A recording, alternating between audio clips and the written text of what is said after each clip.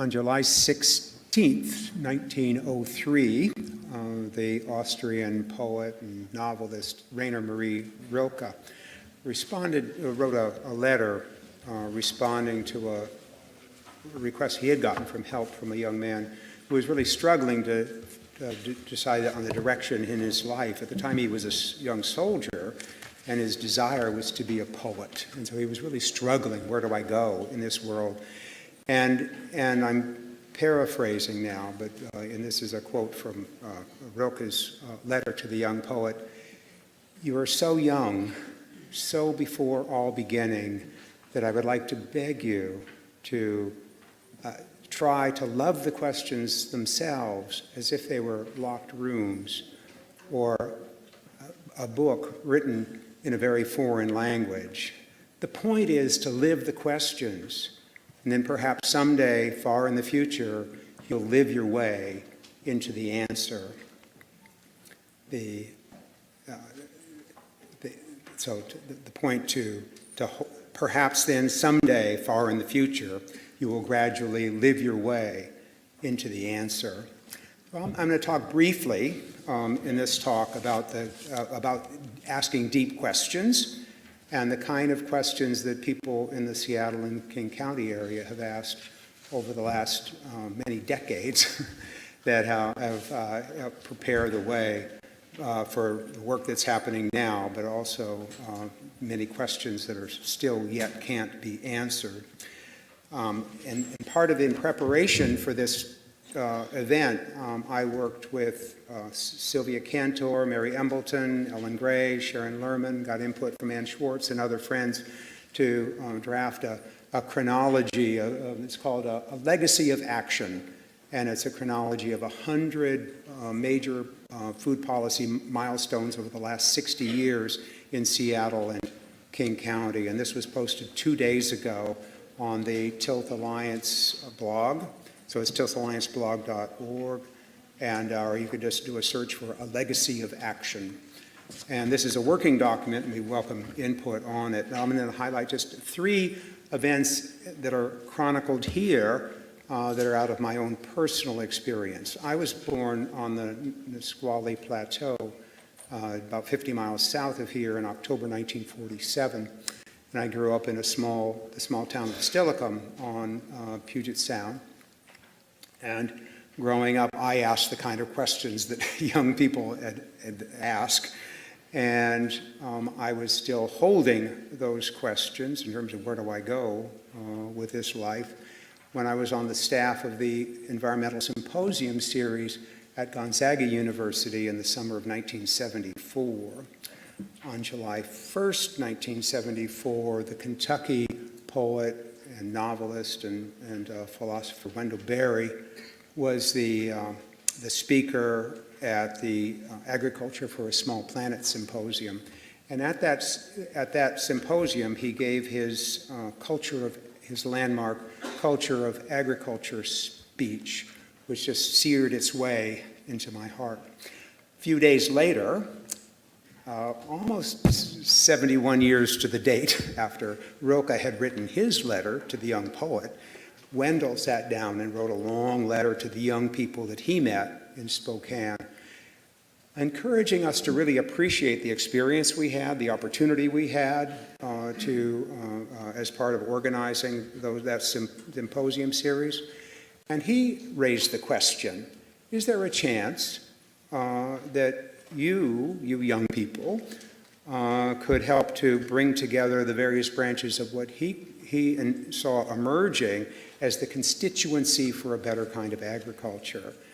Small farmers, urban gardeners, food co-ops, environmentalists, and that question and that letter were the catalyst for the regional tilth movement, which rippled out across the Northwest over the next decade.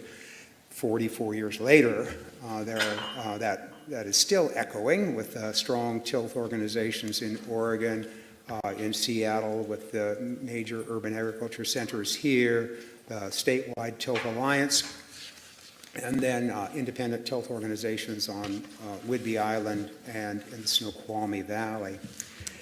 18 years later, I remember being at a Seattle Tilth board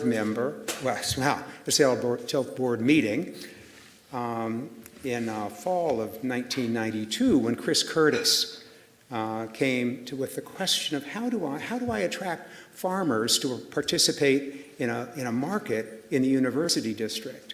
At that time, Pike Place was the only market in the city. Chris and her husband had owned a Haagen-Dazs franchise for 10 years, and they had just recently sold it. And she was looking for something that would really bring the community together in the University District. 25 years later, the organization that she started now manages 7 farmers markets in the city, 3 of which are year-round, serving 815 farmers and 85 food artisans, generating $11 million in annual sales and attracting about 500,000 customers throughout the season. And of course, those are just part of the probably total through the season, certainly more than 1 million people attending farmers markets across the state. And clearly that, to me, is where each week the constituency for a better kind of agriculture gathers at the market.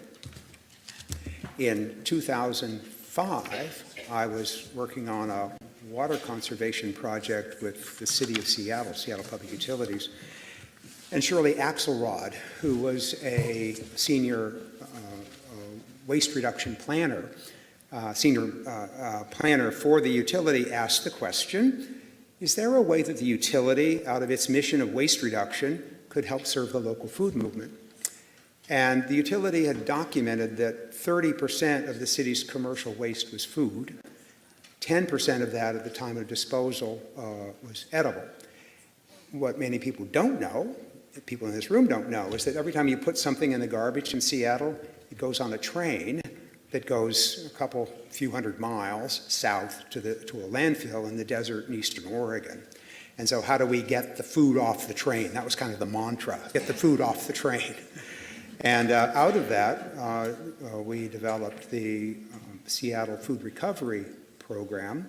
And over the next 5 years, the utility invested $400,000 in assisting hunger agencies with buying trucks, refrigeration equipment, cooking equipment, warehouse management equipment, I just heard from Sam, and to help to get to transport, safely store, and utilize surplus edible food. And the other thing many people don't know is that 20% of the people of Seattle depend on the hunger agencies. There are 25 food banks, more than 100 feeding programs, and 1/5 of the population of the city depends on that emergency food system to get through the month. And so helping, the city, that was a major infrastructure investment that we did. It ended in 2010 in the recession, but I'm told that Liz Ficus, who's here, and Sharon Lerman, who's going to be speaking on the panel, that the utility is looking at options for how do they help to support the food recovery programs in the state or in the city. Those are just a few examples of the food policy milestones in the city. And again, this legacy of action is available online. And the final point that I wanted to make is that where we are now, this place, Seattle and the Puget Sound region, has been continuously inhabited for 4,000 years by the Duwamish and their ancestors and relatives throughout the Puget Sound Basin. I'm going to guess that on average, people in this room have been here for 40 years. And so that's about 1% of the time that this place has been inhabited. And so from, on a cultural level, from a very real perspective, in Rilke's terms, we are so young. We are so before all beginning. And so we're really asking these really challenging questions that will take us forward in what the theologian Thomas Berry called The Great Work. So thank you for being part of the great work.